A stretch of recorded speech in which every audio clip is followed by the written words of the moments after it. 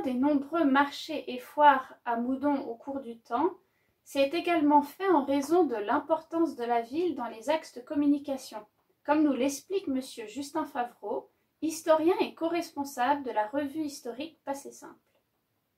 Et Moudon, c'est un lieu de trafic, de passage, c'est un lieu de commerce, c'est un lieu de marché.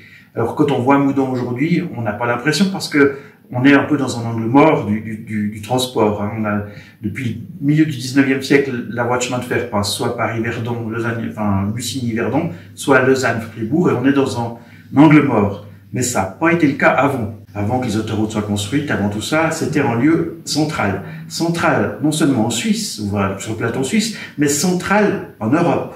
Parce qu'on était sur le lieu de passage nord-sud qui partait de Rome, depuis la plus haute Rome, depuis l'Antiquité, jusqu'à la Germanie, jusqu'à l'Angleterre, à Grande-Bretagne à l'époque.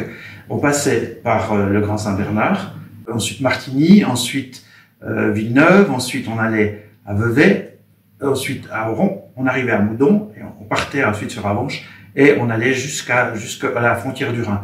Donc, par exemple, à l'époque romaine, c'est une ville très importante. Donc, où il y a beaucoup de passages, beaucoup de transports, beaucoup de commerce. Il faut entretenir les légions qui sont sur le Rhin, qui défendent l'Empire contre les Germains. Et donc, c'est beaucoup d'huile, de vin, d'argent qui passe par Moudon. On est vraiment dans une ville très importante et qui est vraiment centrale.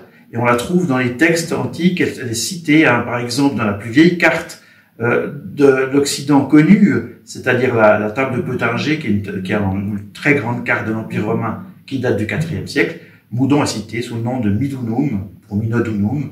On voit bien que ça a été un lieu central, donc un lieu de commerce. Il n'est donc pas étonnant qu'on trouve des marchés depuis toujours.